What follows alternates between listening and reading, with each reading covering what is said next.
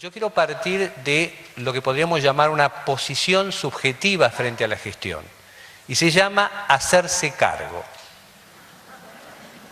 Hacerse cargo significa, como lo diría un colega mío, que las cosas tal vez no sean como yo quisiera que fueran, pero son como son.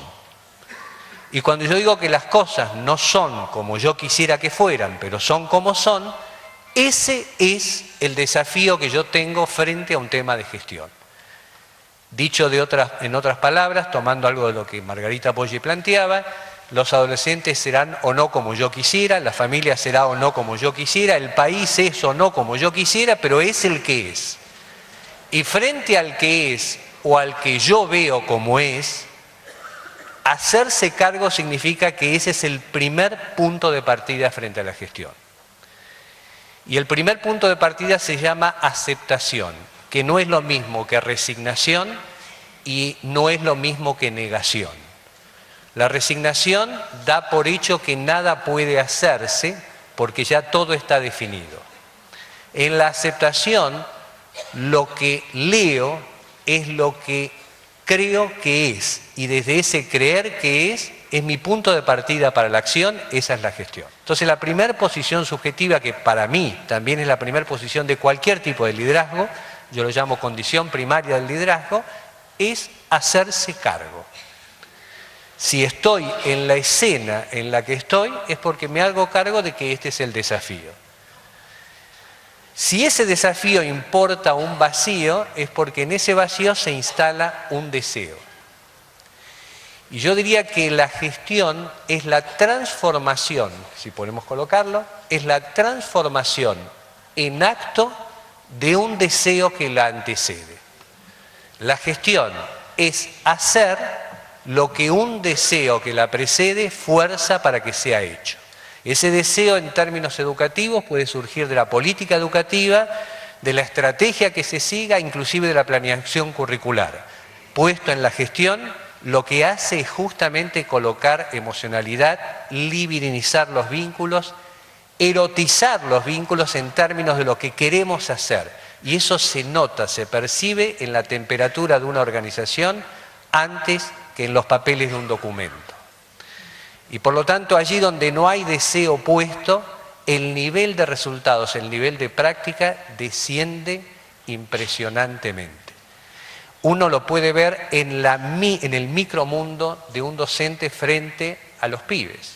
Allí donde está el deseo puesto en la tarea, en lo que quiere, en lo que de algún modo se plantea, se genera un vínculo que en muchos casos supera la falta de recursos, las dificultades y las barreras que de algún modo se plantean.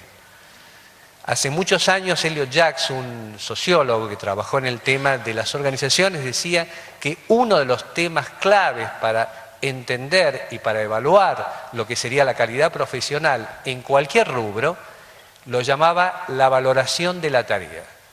La valoración de la tarea es no más que hacer lo que quiero hacer y sentir que esto es útil. Cuando eso no existe, lo que ocurre es que el deseo va para otro lado. Entonces yo trabajo de esto, pero el deseo está puesto en cualquier otra cosa. Tan legítimo como cualquier otra. El problema es que el costo lo paga el vínculo donde el deseo se ha retirado.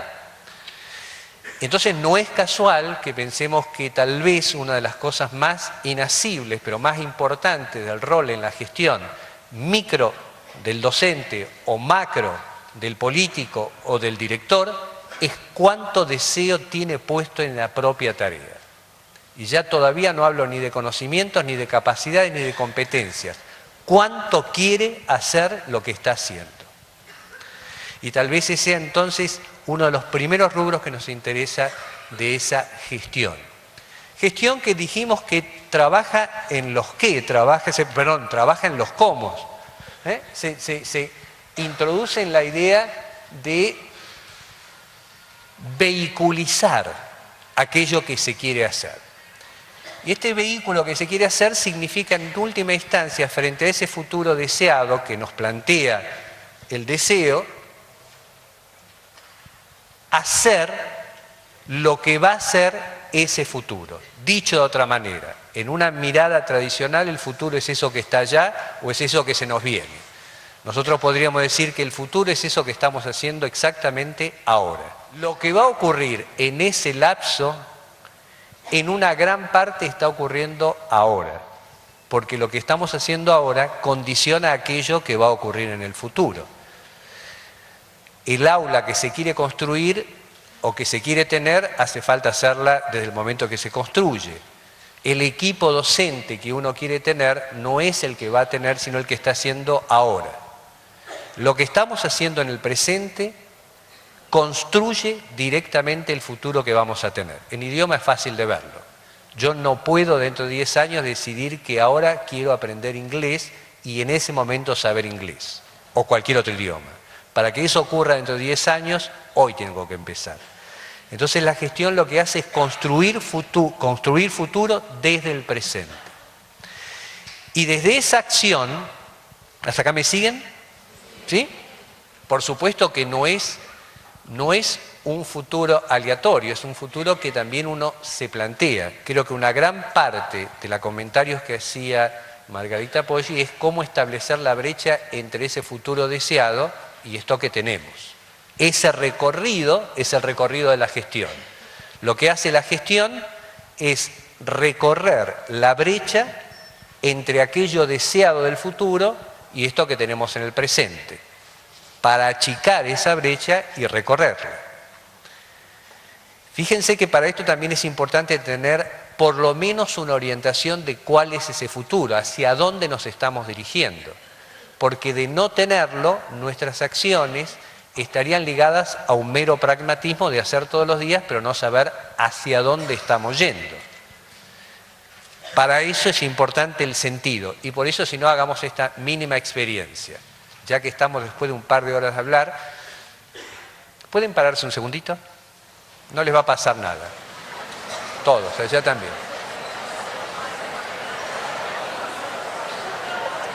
Pararse no quiere decir simultáneamente comentar. Bien, así como yo les digo que se paren, les voy a pedir dos cosas. Una, que dejen las carpetas que tienen en los asientos. Y la segunda cosa es, aunque parezca mentira, cierren los ojos. Todos, por favor. Todos, todos, todos. Cuando yo les diga ya, van a extender el brazo derecho y apuntar hacia dónde está el norte geográfico. Stop. Alto, alto, alto, todavía no. Les pido, por favor, cuando yo digo ya, lo hacen y solamente cuando yo les pido, abran los ojos. Ya. Bien. Mantengan el brazo y abran los ojos.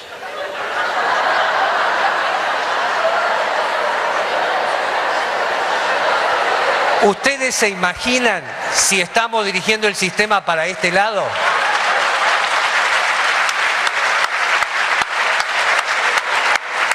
Ahora, quiero que se den cuenta de una cosa.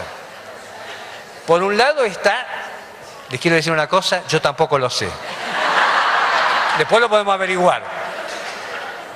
Ahora, ustedes se dieron cuenta la dispersión que puede significar cuando todo el mundo va para otro lado. Eso muchas veces nos ocurre en las organizaciones cuando no tenemos claro ese futuro, esa visión, esa cuestión hacia dónde vamos de forma compartida. Entonces ocurre esto.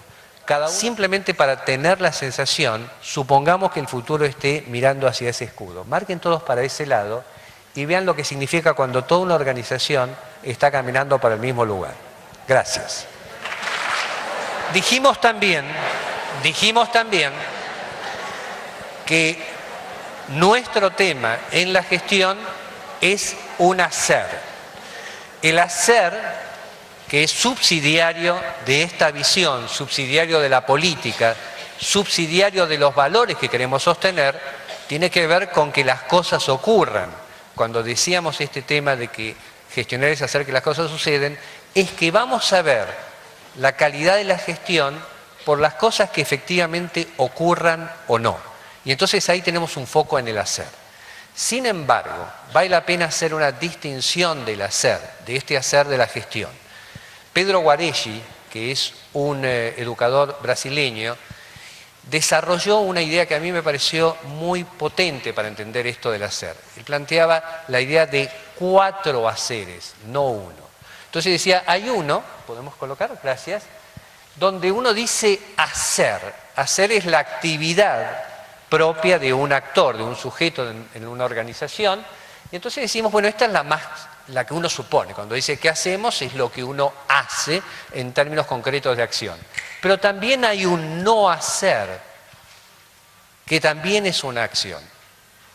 Y esto también es importante, en qué momento hacer y en qué momento, entre comillas, no hacer. Recuerdo el título de un libro, de un artículo más que de un libro, cuyo título era muy interesante, tal vez más que todo el artículo. Se dedicaba a la gente que trabaja y entonces era una apelación a quienes conducen en el trabajo y se llama el artículo "Déjenlos trabajar tranquilos". Y hay veces donde la sabiduría de quien conduce no tiene que ver con un hacer, sino con un no hacer. Y eso tiene que ver con generar el espacio para que el otro desarrolle la cosa sin que yo me meta en el medio. Casi como cuando la madre o el padre se meten en la pelea de 2 hermanos y terminan los 3 peleados, porque por algunas cosas vale la pena que se arreglen entre ellos y uno no tiene nada que hacer ahí. Saber no hacer es tan importante como saber hacer. Y a veces también la cuestión del hacer está vinculada a aquello que permitimos hacer o que impedimos hacer.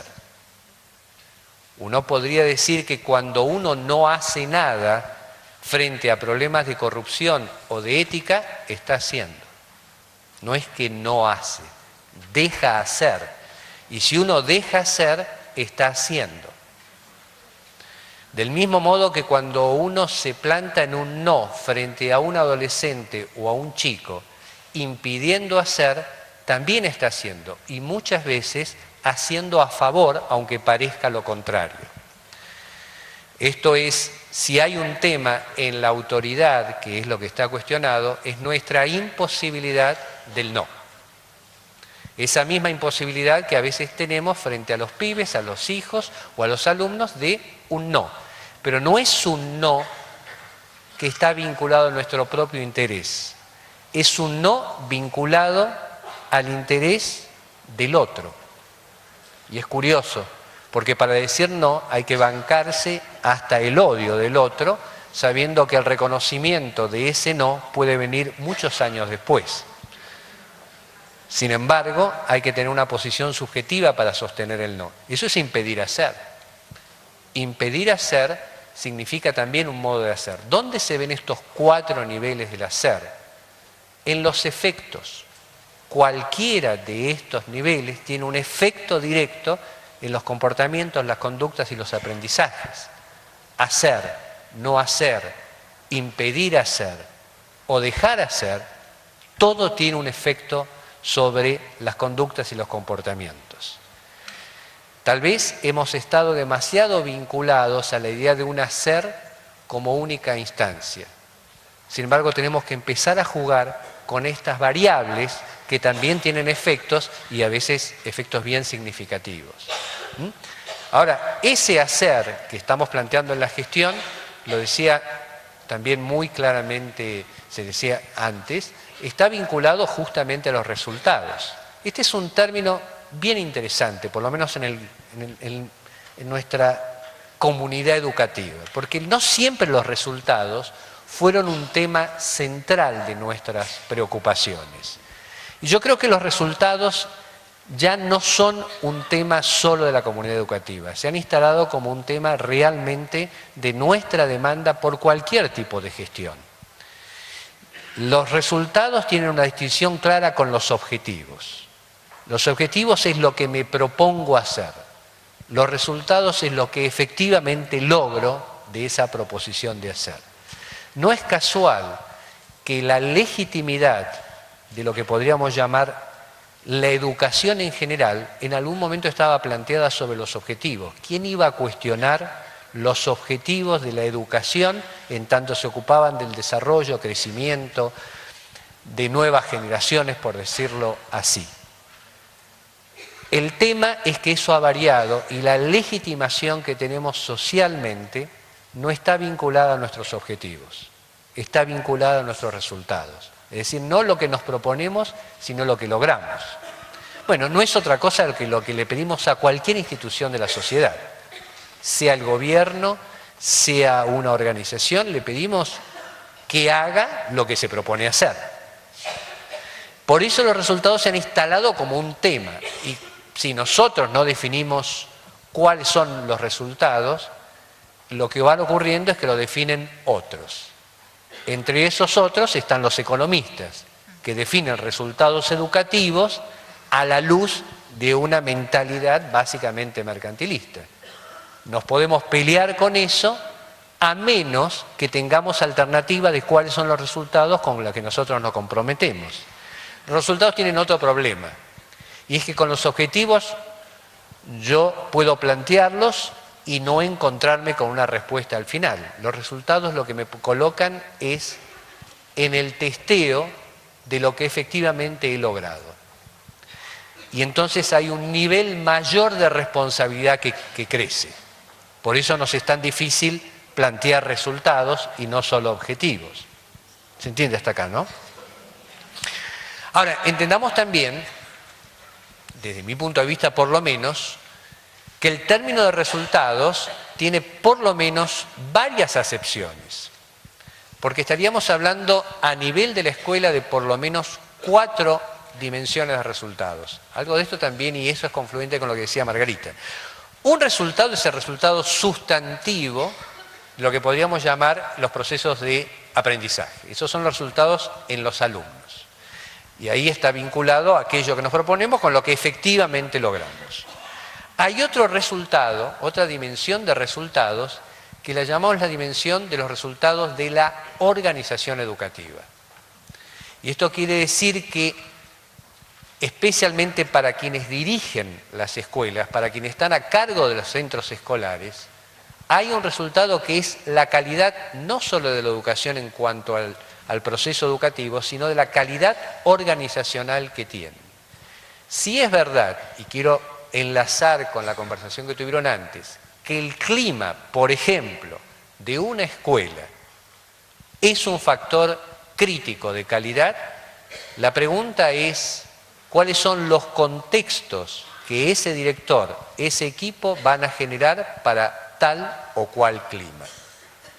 Y ahí tenemos resultados de la organización como tal. Tenemos resultados de la organización en términos de cuánto la organización aprende, además de lo que aprenden los alumnos. ¿Cuánto nos sirven los errores que tenemos para transformarlos en aprendizajes a nivel de docentes y cómo se capitalizan en la organización? Hoy se lo llama esto gestión del conocimiento.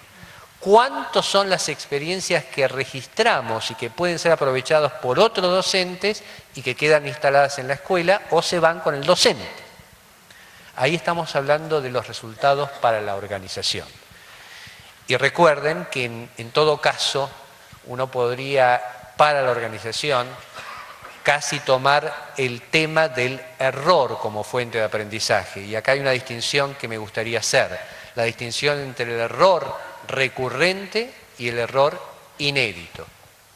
El error recurrente es ese error que cometemos una y otra vez y de lo cual no aprendemos nada. En la Argentina tenemos una larga historia de errores recurrentes por los cuales repetimos una y otra vez, muchas veces, los mismos problemas. En cambio, el error inédito es el error costo de la innovación, de la creación y de la exploración. No hay creación, innovación, exploración sin lo que llamamos el error inédito. Es ese error que se comete por primera vez cuando uno está probando algo. No hay posibilidades de instalar algo nuevo si yo no cometo algún error como fuente de aprendizaje. Y ahí viene también una conducta organizacional. ¿En qué medida sanciono o celebro el error inédito? Bueno, en general la administración pública se ha caracterizado por sancionar los errores inéditos y la gente aprende rápido. Si el costo de innovar es que me peguen un palo por la cabeza, me quedo quieto en el molde, para decirlo académicamente. Entonces se transforma en el que habla pierde, en el que prueba también. Y esta es una manera clara de asesinar todo proceso de innovación y de exploración, con el pago del error inédito o tirando con la historia en la cabeza. Esto ya lo intentamos hacer y nunca salió. ¿Cómo te va a salir a vos? Es terrible, porque si le sale al otro y no a mí, lo que quiere decir es que el problema soy yo. Bueno, eso es otra historia. Tenemos entonces resultados de la organización, resultados sustantivos, resultados para la gente que trabaja en la organización, en este caso los docentes, la gente de maestranza, todos los que están en la organización. ¿Qué resultados tienen ellos? Tanto algo que excede la organización o la escuela como los salarios, que están dentro de eso, para el sistema vale la pena incluirlo, como los resultados de desarrollo, crecimiento y movilidad. ¿Qué tipo de desafío uno encuentra en la escuela? Desde el punto de vista personal uno podría decir, es muy difícil sostener el deseo durante décadas frente a un grado, frente a un grupo de chicos. ¿Qué se hace para renovar esa energía? ¿Qué se hace para renovar ese deseo? ¿Cómo se plantean nuevos desafíos? ¿Cómo se trabaja para generar nuevas posibilidades frente a la gente que trabaja y no solamente en el desgaste continuo de lo que se da y lo que se siente que no se recibe? Hay algo de esa ecuación que tiene que ver con los resultados para la gente. Y digo esto porque muchas veces puede haber muy buenos resultados en los alumnos y pésimos resultados en los docentes en términos de haber dado todo y recibido bastante poco. O a veces hay buenos resultados en alguna gente y pésimos resultados educativos. Ejemplo, funcionarios que de algún modo no han cumplido o no han alcanzado grandes resultados y sin embargo son ascendidos. Ahí tenemos un problema. No siempre, no ocurre ni en Córdoba, ni en Buenos Aires, ni en Argentina. Estoy hablando de ejemplos de otro mundo.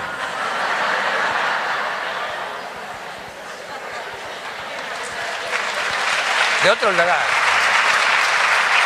Porque estoy diciendo, el cuarto, por supuesto, es los resultados vinculados a la comunidad en la que estoy, es decir, cuál es la contribución, cuál es, y especialmente en lugares de mayor criticidad. Lo importante de estos 4 resultados, primero es abrir la idea de que resultados no es solamente resultados de los alumnos.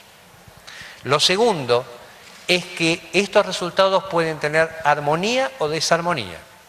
Por eso digo que puede haber resultados en un caso y no en otros. La idea justamente es cómo ir trabajando en este modelo de resultados que de algún modo estamos planteando. ¿Podemos avanzar un poquitito? Acá tenemos entonces estos 4 resultados que estamos planteando. Resultados sustantivos, resultados de la organización educativa, resultados de la gente y resultados sociales.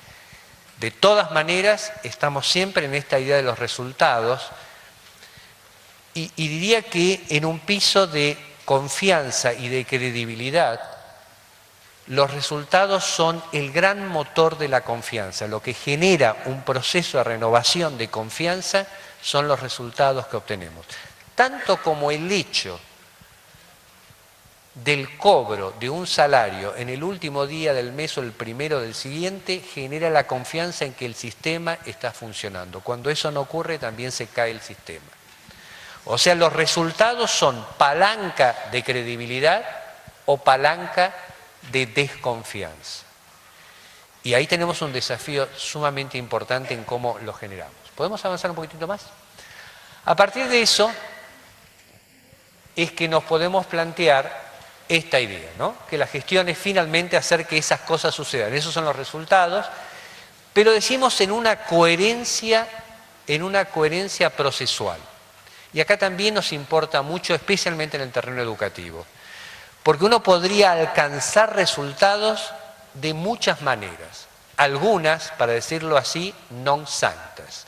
Hubo un general de la dictadura en una de las provincias argentinas que planteaba que él podía resolver el tema de la pobreza muy rápidamente. Y lo intentó y lo hizo.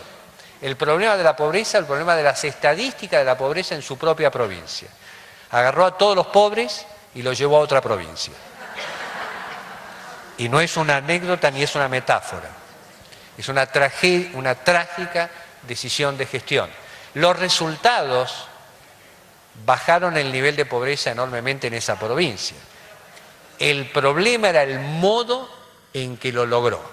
Y ahí estamos hablando de la ética procesual. No importa solo los resultados en términos de lo logrado, sino cómo fue logrado. Porque si no instalo la idea del debate acerca de esa ética, de cómo logro los resultados, se trata de un pragmatismo total, casi maquiavélico, en el sentido que importan los fines independientemente de los medios. Y acá el tema de los medios, los procesos, se colocan en el mismo nivel de importancia que los resultados estrictos en sí mismos. Entonces, el proceso por el que logro ese tipo de cosas es tan importante como eso. Hubo muchas leyes en la Argentina, algunas que ustedes seguramente van a recordar, que pueden haber sido muy importantes en cuanto al contenido y a veces se sancionaron. El problema es cómo se sancionaron y cómo se logró esa votación. Cuando se plantea ese problema, se deslegitima también lo valorable que tiene el resultado. Entonces, para nosotros tenemos un doble desafío. Desde la gestión, hacerse cargo de que las cosas sucedan, pero no de cualquier manera, sino de una manera que éticamente podamos responder y subsidiaria de los valores que sostenemos. Avancemos un paso más. Entonces la pregunta que nos hacemos es ¿quién gestiona? Y nosotros decimos que gestionan tenemos dos palancas de gestión. Las dos palancas son las que mueven la gestión en términos de que las cosas sucedan hacia un futuro deseado más o menos compartido como el que planteamos. Uno es la gente y la otra es el sistema y la cultura. Esas son las dos cosas que gestionan, querramos o no. Vamos a la gente. Y acá tenemos una distinción por hacer que a mi modo de ver y simplemente como propuesta nos da una pista de por dónde tenemos que avanzar. Cuando decimos que la gente gestiona, es obvio, ¿quién gestiona? El director, el ministro, el director, el maestro, cada uno en el ámbito que de algún modo desarrolla su gestión, en el dominio, en el alcance. Ahora, cuando decimos esto, estamos obviando algo que hoy a nosotros nos es muy importante discriminar para saber cómo trabajar. Y es la distinción entre el sujeto, el actor y el observador participante. Si ustedes me siguen, lo digo de esta manera. Cuando hablamos de gente en las escuelas a nivel de gestión, estamos hablando de un consolidado que si uno desagrega lo que va a encontrar es un sujeto, un actor y un observador. Cada uno de ustedes es todo eso al mismo tiempo. Cada uno de nosotros es todo eso al mismo tiempo. ¿Qué es el actor? El actor es el cargo que desempeñamos en la gestión. Y es un actor porque es un papel que uno cumple en un escenario determinado. De ahí viene la palabra persona, actor en el teatro griego, es el que cumple un papel. ¿Por qué es importante? Bueno, porque se sabe que si uno es ministro, otro es director y otro es docente, es más o menos claro qué es lo que se puede esperar, pedir de cada uno de estos roles y cómo interactuar. Eso nos plantea el actor. El actor es ese rol prescripto que tiene dentro de una organización o un sistema. El sujeto es la persona que ocupa ese rol, ese cargo en la organización o el sistema. Y de hecho, cada uno de nosotros tiene múltiples roles, múltiples actores en múltiples escenarios, pero sigue siendo la misma persona. Aun cuando hay cambios en los comportamientos de acuerdo a los contextos. Uno no se comporta igual en la escuela que en la casa. Por eso le dicen, no te creas que estés en la escuela. Acá, especialmente para los directores, ministros, esas cosas. Pero en fin, uno sigue siendo el mismo, más o menos. Ahora, tengamos estos dos presentes, estas dos dimensiones, estas dos distinciones, porque ¿por qué son importantes? Porque tal como se está presentando los contextos sociales, organizacionales, en general, una de las cosas que está cayendo en la legitimidad es el actor. Una de las cosas que de algún modo está virando enormemente, y en la escuela es muy visible, es el lugar de poder del actor. No de autoridad formal, sino de poder real. Si ustedes recuerdan, yo sí porque soy más grande, cuando uno lo llamaban a la oficina de la directora, temblaba el mundo. Ni hablar si llamaban a los padres y presentarse ante ese uniforme almidonado, y era todo un tema, independientemente de quién era la persona. El uniforme estaba por delante, ese es el actor. El rol estaba por delante, y hablar ante una directora, un supervisor, ministro o presidente era una cuestión, pero en cualquier ámbito, frente a un médico, por decirlo de otro modo. Hoy la gente va al médico y después de consultarlo va a internet a ver si coincide o no coincide. Y va a internet porque ya el tema del actor como modelo ha caído fuertemente. Entonces, ¿qué ha ocurrido? Un fenómeno interesante. Y el fenómeno interesante es que se ha potenciado el sujeto. Se ha potenciado quién es la persona que ocupa ese rol. En otras palabras, el respeto no está ligado directamente al rol, sino a la persona que ocupa ese rol. La credibilidad no está tanto en el rol, sino en quién es la persona que ocupa ese rol. Ser director es una pequeña puerta de entrada al poder, porque el poder real va a estar dado por la persona que ocupa ese rol. Y del mismo modo que un director tiene poca incidencia en su gestión en la escuela, otro puede tener una incidencia enorme desde el lugar del sujeto que está haciendo. Y ahí es donde empieza a emerger el sujeto como un tema clave en la capacidad de gestionar sistemas de trabajo, sistemas educativos, etc. Ahora, eso no quiere decir que no haya que considerar todo lo demás, por eso hablamos del sistema, etc. Pero pongámonos en el sujeto. ¿Y por qué? Porque tal vez va a ser muy distinto según la historia y linaje que cada uno portemos nuestra posibilidad de gestionar. No es lo mismo la persona que vivió de determinada manera que otra que vivió de otra manera. No es lo mismo la gente que tiene cierto tipo de calidad de relaciones, de vínculos abiertos en el mundo que la que no lo tiene. No es lo mismo la gente que tiene cierta contención de su familia que la que no lo tiene.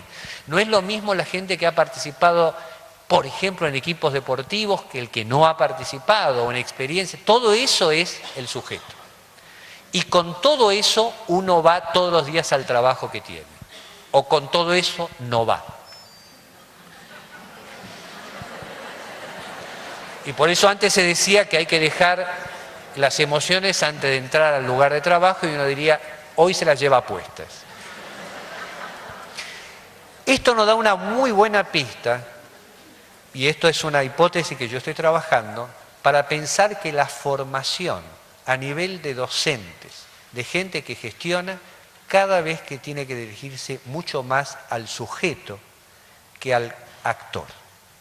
No porque el actor no sea importante, esto es lo que se llama técnicamente competencias técnicas, que son las competencias estrictas del trabajo que yo hago. Pero ese es el umbral. Lo que hace la diferencia son las competencias genéricas, que son las competencias emocionales, personales, de escucha, de palabra, de contacto, de relación social. Eso es lo que hace la diferencia. Y si yo voy más lejos, diría que hoy, aquello que tiene que dar la educación, hoy, en este clima, en esta sociedad, está mucho más vinculado al encuentro, a la relación, al vínculo, que a todos los saberes que hoy están mucho más distribuidos fuera de la escuela que a veces en la escuela. Y si estuviéramos más preocupados por el sujeto, tal vez encontraremos una fuente de potencia en la acción educativa. Tercer dimensión, la del observador. Permítame simplemente esto, porque yo lo llamo a esto un antídoto contra la soberbia. La idea de que somos observadores, todos, parciales y ciegos, está vinculado al lugar que ocupamos en una organización. Cuando decimos que somos observadores es que miramos al mundo desde el sujeto y el actor que estamos siendo. Y esa mirada tiene una gran potencia en lo que vemos y una gran ceguera en lo que no vemos.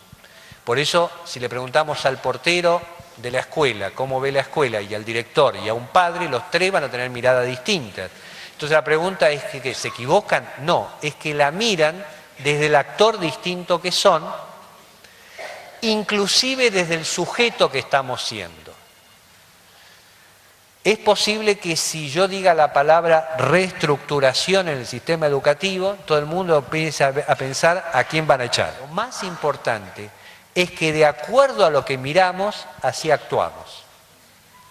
Cuando vemos a un pibe que no aprende nada y nunca va a aprender, no va a aprender porque las acciones que vamos a tener son las que nos dicen que ese observador está viendo. A ese mismo pibe lo ve alguien como una posibilidad de hacer algo distinto y actúa de manera distinta. Entonces, reconocer nuestro observador parcial es condición de gestión. Si no, no hay necesidad de equipo. El equipo surge en el primer reconocimiento de que nadie está mirando la totalidad de la película y que necesitamos de los otros para mirar por lo menos, escuchen bien, ni siquiera toda, por lo menos más de la película que yo estoy viendo. Es más, un maestro que ingresa a trabajar va a mirar la escuela de un modo totalmente distinto al docente que tiene 25 años.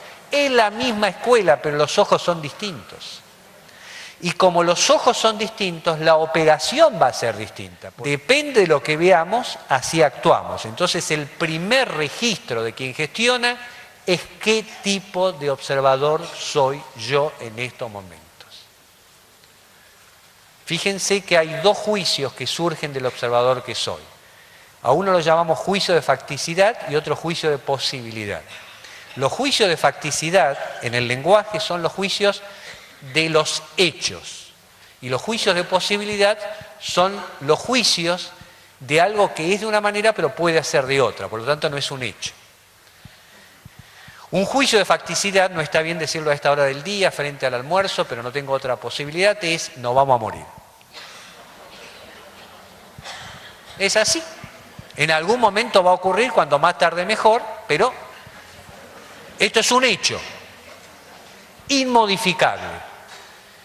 Hay otro juicio de facticidad que la gente lo ve distinto. Por ejemplo, también crecemos y envejecemos. Bueno, hay mucha gente que se resiste a ver este juicio. Pero es así. Ahora, hay juicios de posibilidad, que son los juicios que dicen que una cosa es de esta manera, pero podría ser de otra. Toda la invención tecnológica está basada sobre estos juicios. Allí donde alguien decía que solo los pájaros pueden volar, alguien veía que podía ser de otra manera. Allí donde decía que uno no puede comunicarse a tantos kilómetros de distancia, hoy nos comunicamos por Skype, por lo que fuera, y esos son juicios de posibilidad. Allí donde decía que este pibe, como le decían a Einstein, no va a llegar a ningún lado, otro o él mismo vio un juicio de posibilidad distinto. El liderazgo se caracteriza por ver juicio de posibilidad donde casi todo el mundo ve juicio de facticidad. El liderazgo se caracteriza por ver la posibilidad donde otros creen que el libro está cerrado y ya no se puede hacer más nada. Nuestro propio observador nos lleva a emitir juicios de posibilidad o facticidad, pero lo interesante es que necesitamos de los dos. Y por eso no se puede gestionar desde la soledad. Se gestiona desde los colectivos, hablando de la gente, para incluir el sujeto, el actor y el observador. El otro nivel de gestión es el sistema y la cultura. Esto remite al carácter de lo que Maturana en algún momento llamaba el carácter autopoiético, autoconstructivo de las organizaciones. Los sistemas terminan por gestionar más allá de lo que los actores sujetos quieren. Uno de los problemas que tenemos es que los sistemas en los cuales estamos, por un lado, protegen la discrecionalidad, por otro lado, asfixian la creatividad. Ejemplo, yo le estoy pidiendo a un director que se haga cargo de los resultados de su escuela, pero no puede elegir la gente que trabaja. También es cierto que tengo que proteger el lugar de trabajo y la continuidad de trabajo de los docentes, pero tengo que encontrar alguna fórmula en el sistema que me diga que las dos cosas son importantes, no una sola. No sé si es claro. No puedo hacer tal cosa, no puedo hacer tal otra, no puedo hacer tal otra, entonces la pregunta es ¿qué puedo hacer? Bueno, hace unos años un tipo absolutamente muy argentino, muy de Buenos Aires, que era el arquitecto Livingston, escribió un libro que se llama Memoria de un funcionario público. Y él decía, hay que moverse casi en la transgresión y en los intersticios para poder hacer algo, con las consecuencias, riesgos que esto tiene. Ahora, si uno no hace nada, puede seguir avanzando en el sistema sin ningún problema. El problema es que si uno hace y lo pescan,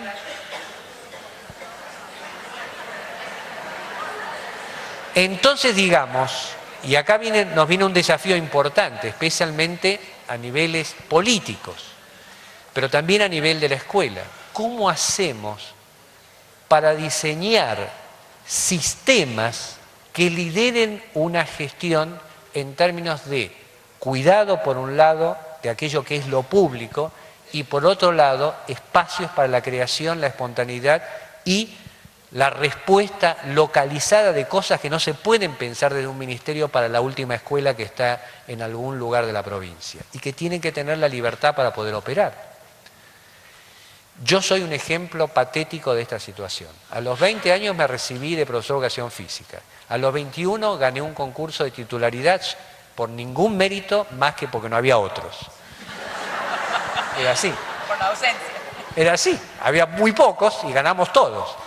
Si yo no hubiera renunciado a los 5 o 6 años porque empecé a hacer otras cosas, hasta el día de hoy podría tener la titularidad, salvo que le pegue a un chico, que me vean, me filmen, registren y que haya 25, digo, y créanme que también este tema nos ata, a menos que encontremos nuevas fórmulas de sistemas y de políticas que reconozcan el cuidado de la cosa pública, de los procedimientos y al mismo tiempo el espacio que supone darle responsabilidad por los resultados a quienes dirigen, a quienes coordinan y al mismo tiempo que puedan tener la posibilidad de tener responsabilidad y autoridad para poder hacerlo. Bueno, acá tenemos un problema con el sistema, pero el sistema nos genera casi algo que cuando uno dice, bueno, si yo fuera director haría tal y cual cosa, si yo fuera ministro haría tal y cual cosa. Cuando uno ocupa el escritorio dice, y no puedo hacer esto, y no puedo hacer aquello, y esto no lo hagas porque esto no lo hagas, tenemos un problema. Ahí el sistema nos está condicionando. El sistema son los procedimientos administrativos, económicos, financieros, legales de un sistema público. Y ahí tenemos un trabajo de gestión por hacer, tanto como en el caso del sujeto, el actor y el observador. ¿Hasta acá más o menos es claro? Y por supuesto tenemos un intangible que se llama la cultura. La cultura, decía Jane, un autor americano, uno de los que mejor hizo el puente entre una cultura muy americana y algunas cosas de Latinoamérica, decía, en realidad toda estrategia está forzado por una cultura determinada. Y eso quiere decir que nosotros estamos tomados por ciertos valores, culturas, modos de hacer las cosas que a veces nos fuerzan hacia un lugar determinado, a menos que también repensemos que la cultura es una creación humana y justamente por su nombre indica, no es parte de la naturaleza. La cultura se ve hasta en las expresiones. Recordemos, usted, hace millones de años, una película, creo que era Plata Dulce, termina con Lupi en la cárcel diciendo, bueno, siempre que llovió, paró. También es una forma de expresión de la cultura, bueno, en algún modo se va a resolver. La cultura tiene que ver no solamente con la gran cultura, sino con la cultura institucional.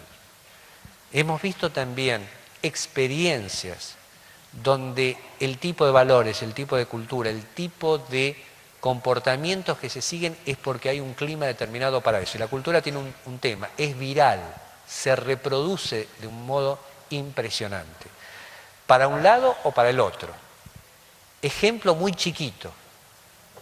De acuerdo a cómo nosotros recibimos a los nuevos que entran a una institución, esos nuevos van a recibir a los que van a ser nuevos después. Ese modo pequeño es el modo en que se va instalando cultura. El modo en que de algún modo cada nueva gestión tiene que empezar de cero para diferenciarse de la anterior, no reconociendo los avances que esto tiene, y si lo reconoce le cambia el nombre para que sean de la nueva. Entonces, eso también es una cultura, que es la cultura del desprecio por el trabajo de la historia y del pasado. Y la verdad es que somos todos inquilinos en la gestión de un poder y una autoridad que nos precede y nos va a continuar. Si pensamos en esos términos, ni empezamos con lo que hicimos, ni terminamos con lo que vamos a hacer.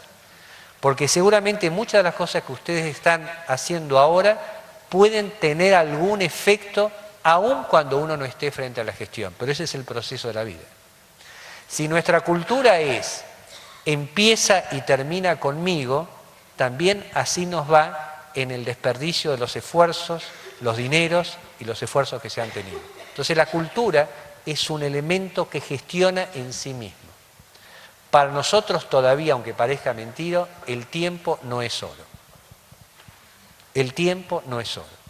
Cuando el sujeto, actor, sistema, cultura, y el último tema que vamos a tocar, dos temitas muy chiquititos nada más, es cómo esto lo planteamos en términos de los movimientos de la gestión. ¿Podemos?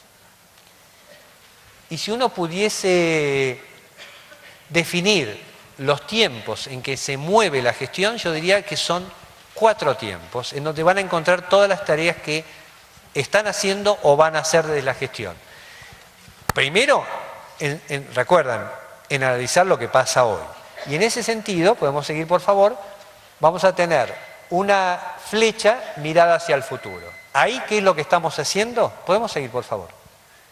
Capacitando, visionando, planeando, diseñando. Todo eso está mirando hacia el futuro. No hace falta que lo escriban como ustedes quieran. Va. Lo que les digo, este material va a llegar, lo que importa mucho más es que participemos en la conversación. O sea, todo lo que hago hacia adelante tiene que ver con capacitar, diseñar, esto de mirar, todo eso es hacia adelante. Sigamos un poquitito.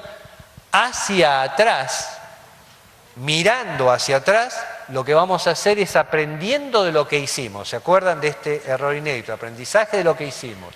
Evaluando los resultados, registrando la historia. Hacia adelante, hacia atrás, seguimos hacia afuera. Cuando decimos hacia afuera, lo que estamos haciendo es distribuyendo,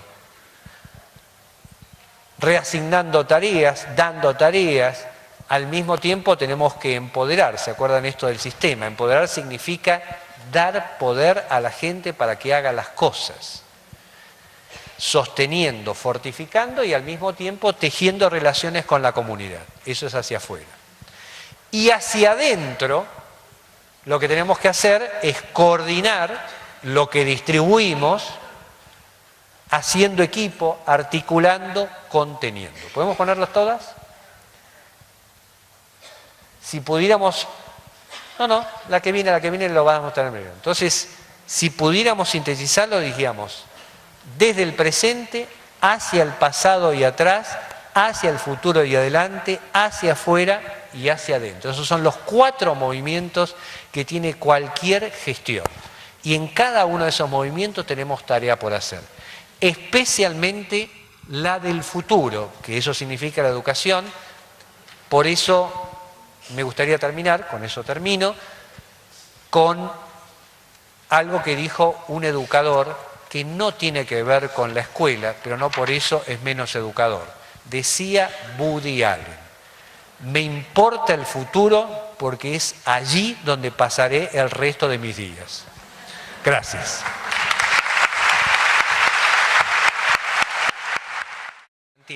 Dijimos que hay 2 tipos de errores, errores recurrentes y errores inéditos. Los errores inéditos son aquellos que se cometen... A ver, los hermanos Wright fueron los primeros que volaron. Los brasileños dicen que fue Santos Dumont y hay una pelea sobre eso.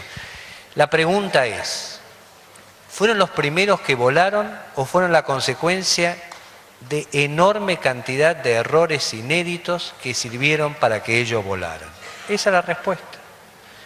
No pudieron volar sin que muchos otros probaran y se equivocaran.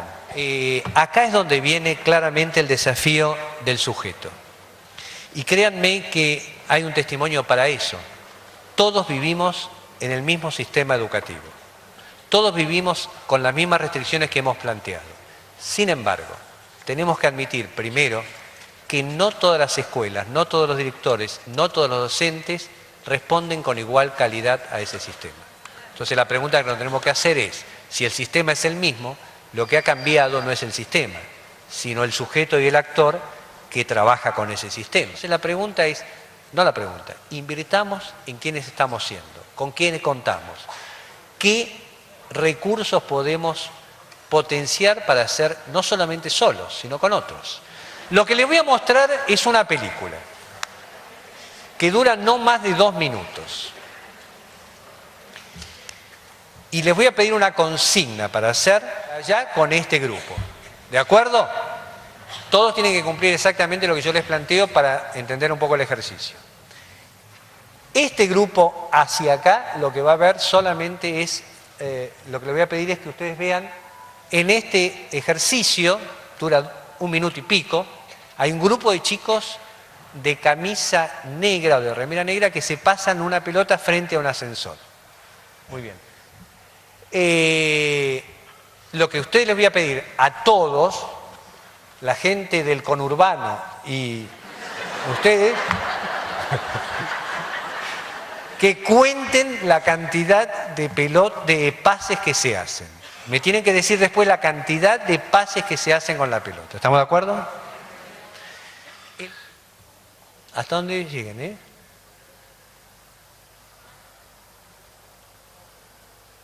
No pueden hablar,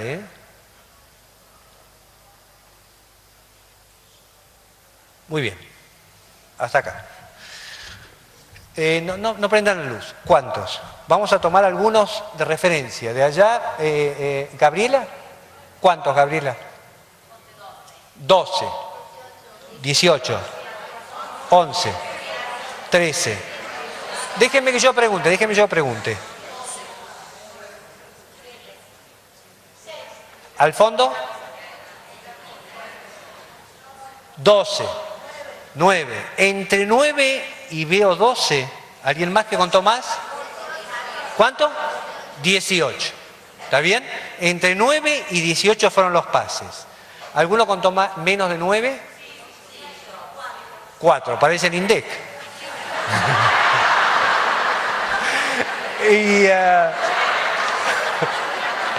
Y más de 18. Bien. ¿Está bien hasta acá? De acá para allá. Ustedes vieron todo el video. Entonces tengo varias preguntas para hacer. ¿Perdón? Lo de camisa negra. Sí, está bien, está perfecto, está muy bien. Por favor, ustedes no pueden hablar. Tengo algunas preguntas para hacerle. ¿Tu nombre, perdón? Sí. Marcos. Tu opinión sobre la gente disfrazada.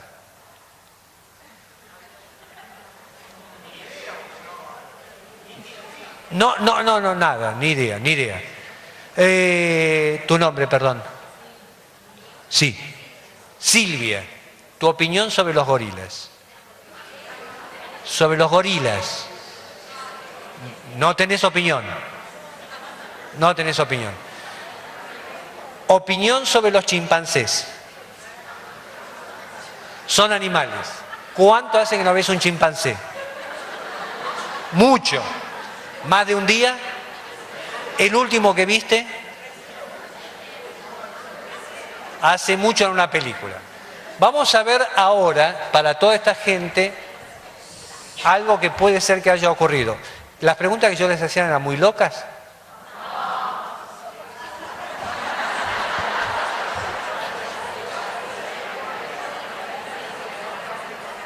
Me tiene que decir si es la misma filmación este grupo.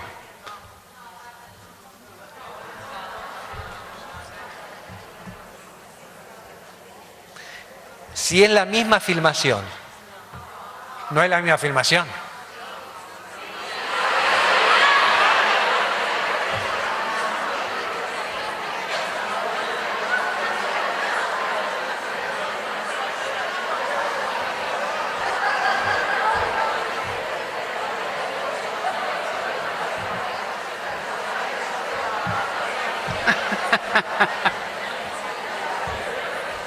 ¿No me decías que hace un año que no veías un gorila? ¿Y vos no veías ningún disfrazado hace mucho tiempo? Ahora, ¿cómo puede ser que ese mismo disfrazado, gorila, chimpancé o como fuera, pasara por delante nuestro, nos hiciera así, casi saludara, pasara? Sé que algunos de ustedes lo pudieron ver, la mayoría seguramente que no. Les advierto que cuando yo vi este video tampoco lo vi. Y uno podría decir, ¿cómo puede ser? Si estaba ahí. Es más, si yo le hubiera preguntado a, ¿tu nombre? A Susana, ¿vos hubieras afirmado que no había ningún gorila disfrazado? Sí.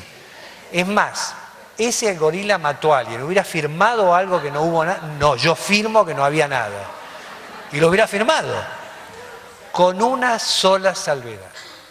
No está mal que ella afirme eso, solamente le faltaría dos palabras que son claves en la idea del observador parcial que somos. Se llama, para mí no había nadie. Y la diferencia abre un mundo totalmente, epistemológicamente diferente, entre para mí no había disfrazado o gorila, o no había gorila ni disfrazado porque yo no lo vi. Considerando que si yo no lo veo, no existe. Asumimos el lugar de observador parcial que tenemos solo cuando incluimos el hecho de que yo no lo vea no quiere decir que no exista. Porque otro puede ver lo que yo no veo.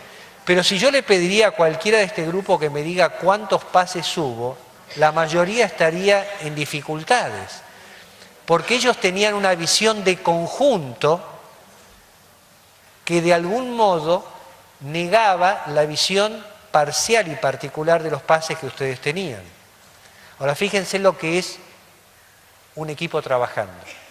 Si yo pudiera incluir la visión de este grupo con la visión de ese grupo, tendría un acercamiento bastante más grande a lo que estamos viendo.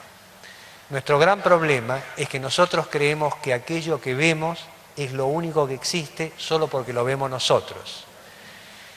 Y acá hay dos visiones interesantes para el sistema educativo.